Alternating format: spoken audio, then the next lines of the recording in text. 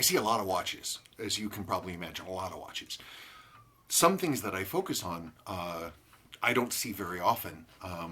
And some smaller versions of those, smaller parts of those special watches, I rarely, if ever, see. And so here are two emails. I'm going to start with this one. I have no idea why I'm here. She doesn't know. I blindsided her. Yes. Okay. About 2 years ago, you restored my grandfather's world time and did a wonderful job. In fact, I wear it quite often. Recently, while going through old boxes, my father found his Seiko 5 that he wore in Vietnam. Having seen me wearing the world time at several family gatherings, he of course offered it to me.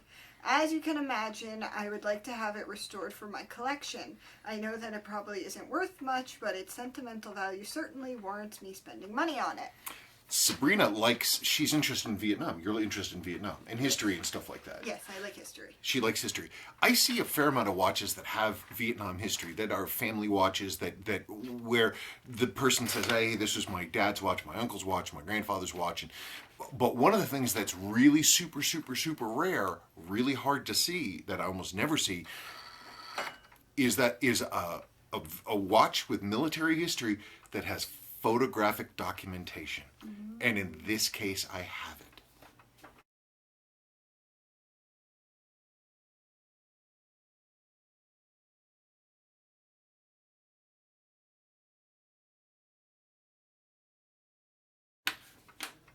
So that watch that you saw on his wrist, it's right here.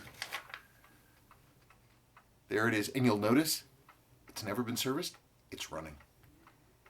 Isn't Seiko amazing? There it is. He bought that. Here, you can read this email. I'm looking at it. Okay. I'll read it.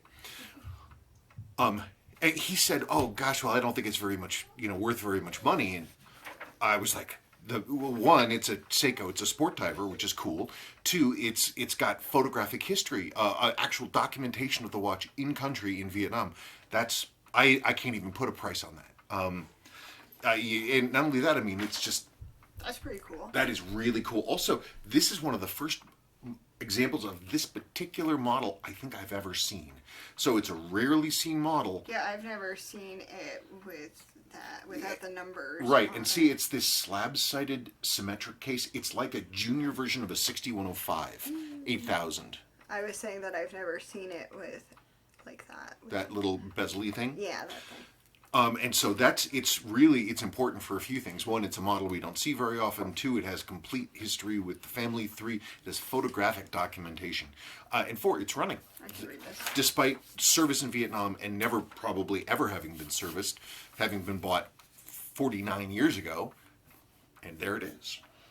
On a side note, I shared our email correspondence with my father. He giggled when he found that his old watch was worth some money. He said he bought it at the PX in either Chulay or Da Nang.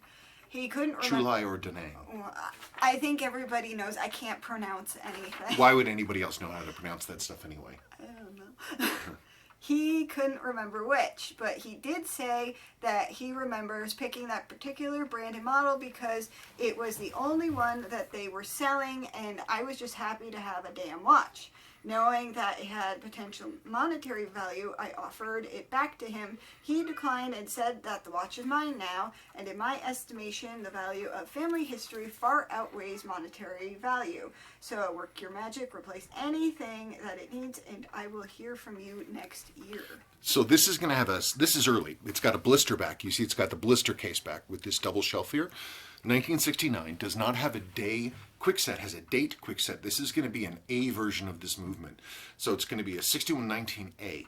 And these are unusual, those sport divers, because they have the 6119s.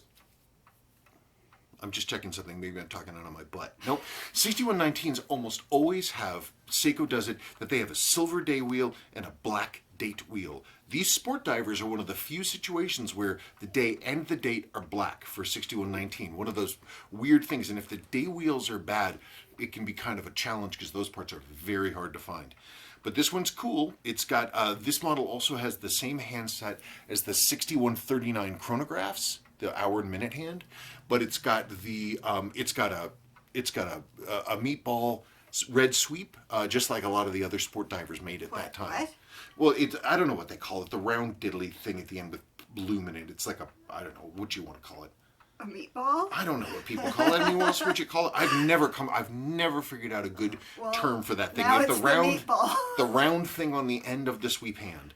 And so it's pretty typical. In this, it's a proof mark watch, and it is pretty cool. Like I said, not often we see that. So we'll when I get into this watch, we'll do a second piece, and you'll be able to sort of let's look at the interior of this watch to see how it's done in the 49 years since 1969 when this was made. Okay, thank you so much for watching part 1.